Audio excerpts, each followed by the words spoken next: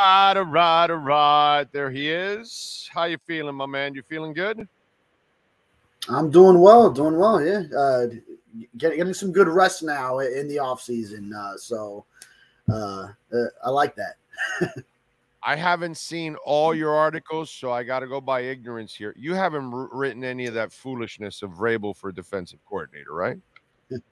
I've had articles naming candidates, and then I might leave a note like, all right, Mike Vrabel also was just fired, but not like giving him the whole name and then the big, whole rundown, sort of just mentioning, hey, here's another. You realize there's no shot at that ever happening, right? Like no shot. Like there's so many reasons why he would never take a defensive coordinator spot.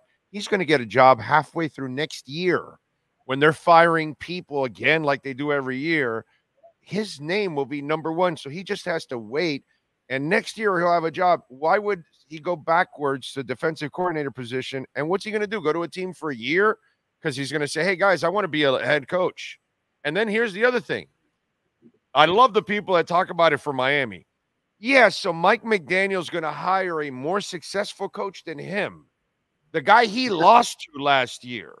The guy that at any moment when things go wrong, the people above Mike McDaniel say, Mike Vrabel's a better coach than this guy, right? Why don't we just fire Mike and why don't we fire one Mike and hire the other Mike? There's so many reasons why this would make no sense. It'll never happen. Plus, Mike Vrabel has no reason to go backwards whatsoever. He's being paid by Tennessee right now. He will be paid by Tennessee next year. And there will be a line going out the door for Mike Vrabel next year because right now there's a couple of owners going, I'd rather have Mike Vrabel than the guy we have right now. So if things don't go well, I'm going to be eyeing Mike Vrabel here. And they probably told their GM that already as it is. So to me, the silliest thing to write, talk about, blog about, whatever, is Mike Vrabel. It's like what Alf just wrote now, which is hilarious. He goes, Miami should hire Vrabel for DC, Sean McVay for QB coach, Andy Reid for OC, and then bring back Shula to be the head coach. It's freaking awesome by Alf because that's basically it's the same clownery. You know what I'm saying? I don't even know if that's a word, but to me, it's just silly talk. Oh, do you then get Bill Belichick as linebackers coach like he was under Bill Parcells before defensive coordinator, like with Lawrence Taylor, with the 80s Giants? And all that. He'd be a great fit. He'd be the ideal candidate, right? Come on, it does seem, especially from a pride standpoint for both sides, really, Mike Vrabel and Mike McDaniel. Vrabel just beat McDaniel in that December game on Monday Night Football. So it would have to really take a big sort of like digestion of your own pride to then go and be under a coach that you did beat head-to-head in a recent matchup. And then for Mike McDaniel, I wouldn't want that either if I'm him. You see, like it's a little bit different with the Brandon Staley thing because McDaniel at least sort of maybe humbled Staley in their last meeting when he put up 36 points against the Chargers in his defense after there was one meeting where Staley got the better. And Staley's a failed head coach where Vrabel is a successful head coach. So I was just looking it up, 54 and 45 in his career in the regular season, and then he has 2 playoff wins from one run a few years back.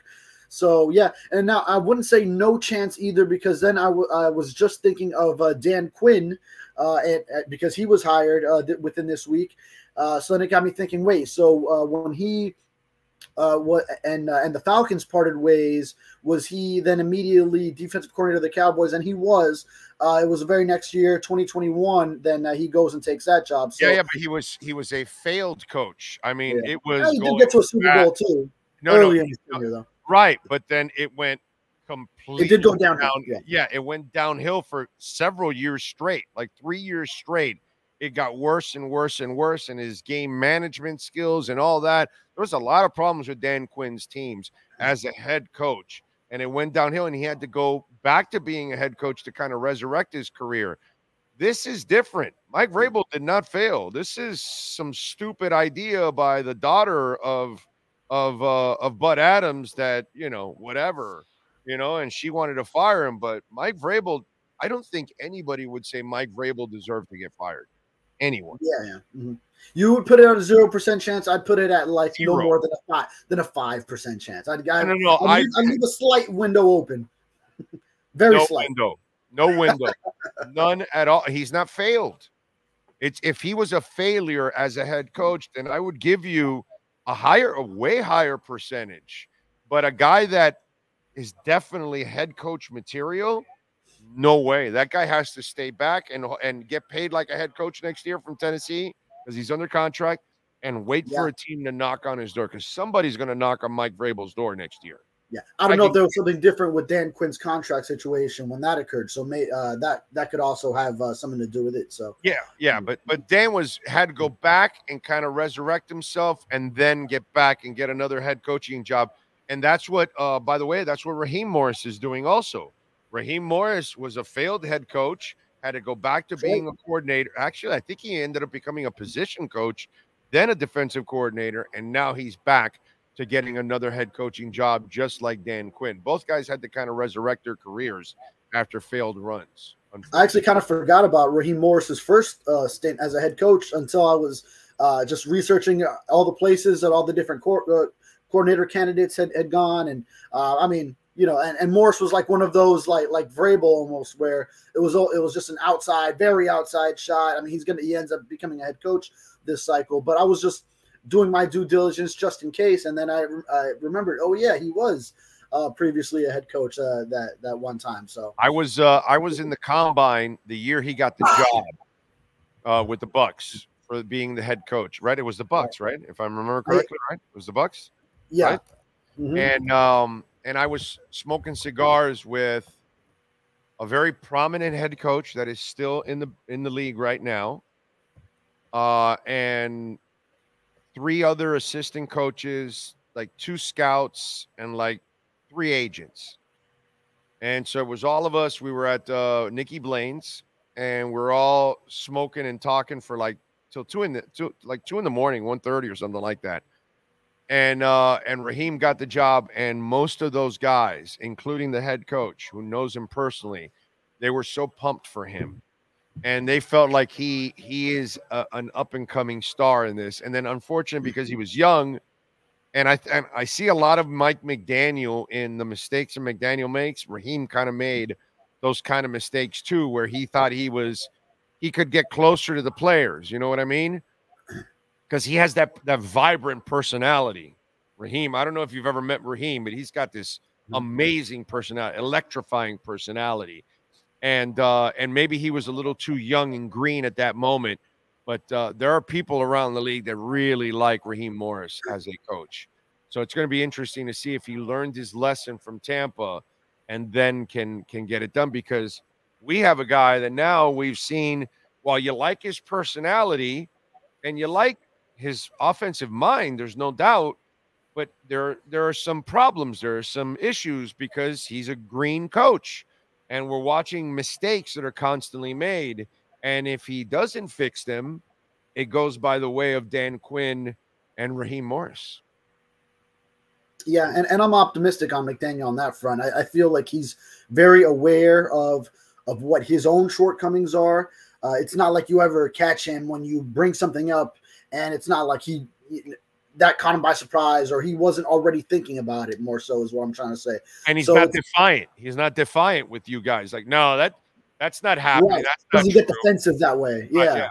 Yes. So yeah, he's aware of those things, and I think he does try to attack any shortcomings, whether it's his own, whether it's that he can identify on his staff, on his roster. He tries to attack those things. So it does leave me confident that whether it's play calling and looking at himself as a play caller, whether it's that I don't know if he'll necessarily give up play calling duties. I don't think he'll go that far, but if it's just taking an introspective look at how he goes about those things and makes the small tweaks and adjustments that are necessary, I have confidence in him to do that. Well, let's hope so. So let me ask you, in the bullshit department, you know where I'm going? You're asking the right guy then. You know where I'm going? Oh, is this Javon Holland? Yeah, you believe in Javon Holland at all? Huh? I'm not even sure he was putting that out there to really be taken seriously. I think he was pretty.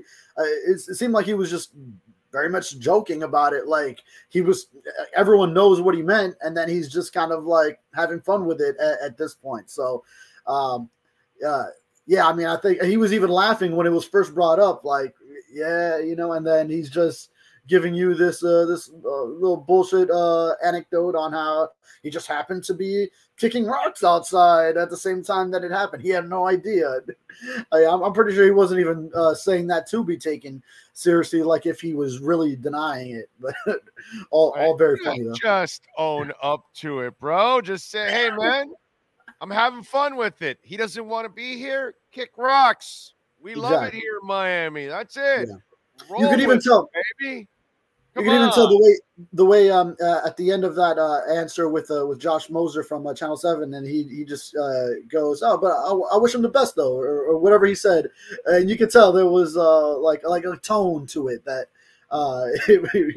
he didn't necessarily truly wish him the best. Of course not, dude. I mean, give me I hope Javon Holland knows that none of us believe most of us, at least, there are naive people out there, but most of us don't believe one single word he was saying yesterday. We know what he meant, and that's fine, dude. I have no problem. Listen, see, here's where I went against Jaws. Because when Jaws was saying, oh, well, you know, I heard down there that some of those guys weren't dedicated and the guys are complaining that, you know, they like to party. Dude, it's Jalen Ramsey and Javon Holland. No, sorry, buddy. That's where I'm defending Javon Holland. He's not that dude either. He's not hanging out in South Beach. He's not the guy that's chasing ass all over the place and, you know, has 5 baby mamas and all kinds of. No, that's not Javon Holland, bro. Javon Holland is all business, and he's as pro as it gets. And by the way, so is Jalen Ramsey. So to me, that's where I'm going to defend Holland against Jaws. But then at the same time, I'm going to say, Javon, come on, bro. Don't give me this bullshit. You told him to kick rocks, and that's good. I got no problem with that. Yeah. And I answered a question from a reader about that exactly, those comments from Jaworski on our Dolphins Q&A that I published yesterday morning. And basically said the same thing. And we spoke about it as well. That you look at the guys who were saying something. We know publicly Jalen Ramsey throughout the season, he was open about that. He didn't like how he was used. He wanted to be used more, in fact. So he was really arguing the opposite. Not that he needed to work less or needed more time to party or anything like that. Javon Holland was a captain in year 2 as a professional. So that's not the guy that you question as far as his commitment, his work ethic. Yeah, sometimes he's like trolling us in the media and stuff, or like turns down interviews as far as like some like other aspects of being a professional athlete. But as far as his work ethic and what he gives you on the field, and just that dog factor that he has, that's not where you question Javon Holland. And then Cam Smith with the unlocked emoji, and obviously he was buried on the depth chart in Fangio's doghouse all year. Maybe with him, just because we don't know. He was a rookie, and maybe it didn't click very well with him in his first year as a professional working with Fangio, and we just really don't know what was really going on with him. But yeah, that's maybe really the only one, and then maybe just a different tone in the locker room, different setting, different coaching style could resonate with him to get him going as a professional. So he was really the only one that you look at, and then maybe was Jaws hearing that from Fangio, who was taking one player, in maybe if it was Cam Smith, and then saying it like if it was the whole locker room or whole defensive side, sort of exaggerating the case. Or was Fangio sort of maybe like making generalizations about, okay, those are young players, they're in Miami, all they wanted to do was party, when he probably had no idea what they were doing in their own time, whether they were partying or going home to actually get some rest and watching film and studying and doing all this so they're ready for the next day. Or Jaworski just exaggerating the case on his end to back up his guy. So there's a lot of different things that could have gone on there. I'm going to go with the latter on that one. I'm going to go with Jaworski doesn't know jack shit. because he doesn't know anybody down here. He's full of crap. His old ass doesn't know anybody. It's Fangio's side. It's Fangio's side that he's that's all. putting out there. That's all. Yeah. He's the Philly guy taking the Philly homer approach and protecting Fangio and the decision and all that. And it's not like anybody's going to follow up and go chase Jaws. He's not important to the big picture in the process. So yeah, it is what it is. All right. So what do you got going on in the Sun Sentinel so folks can check you out, my friend? Yeah, just going into this weekend, pretty open. So I'll just keep my eyes out for defensive coordinator updates. Something could happen this weekend. We know interviews were going at least through today. So and I'm seeing an update now on Twitter. Anthony Weaver, he's still in the mix from a Baltimore reporter, as John Harbaugh said in a press conference. So a lot still going on defensive coordinator, and then just taking it from there, depending on what happens. And then I still got some stories in the back pocket that I haven't put out there since back when we had locker cleanout day. So defensive coordinator getting the parting ways, the whole search opening up, that put everything else, that backed up everything. So I'll still have some stuff going later on, and then some draft prep later in the offseason. All right, good stuff. Follow him on Twitter at David Furones _. David, as always, thank you, my brother. We will catch up on Tuesday, right? Yes. Tuesday. Yeah. Or are we switching to Mondays now? Or is it Monday? Mondays. Yes. We'll catch up on Monday. We'll start doing Mondays. Yes. All right. Yes, all right, sir. my man. Appreciate you. Have a great weekend. Thank you. You too. You got it. There you go. The great David Furones. That's right. Mondays and Thursdays. He's going to be joining us now. And don't forget Welt Rheaume, bankruptcy, homeowner property damage, condo damage, criminal defense, business owner claims, commercial litigation, personal injury. And I tell you this all the time, and I talked to Jeff yesterday. A couple of you called. One of you has a case. One of you didn't have a case. Well, you had a case. The only thing is he got you to somebody that could help you, which was great. And I always tell you, maybe something happened to you a week ago, a month ago, 6 months ago, a year ago, and you don't know if you have a case or not. Well, you got to ask first. And the consultation is completely free. So pick up the phone, 954-966-4646. Call my guy, Jeff Welt at Welt Rheaume, and explain your situation. And Jeff's going to say whether you have a case or you don't, or if he even can't help you, he's going to find somebody that can help you. 954-966-4646. Save it. You may not need it now, but unfortunately, you might need it a month from now, 6 months from now, when hurricane season is here. You never know, folks. Welt Rheaume, 954-966-4646.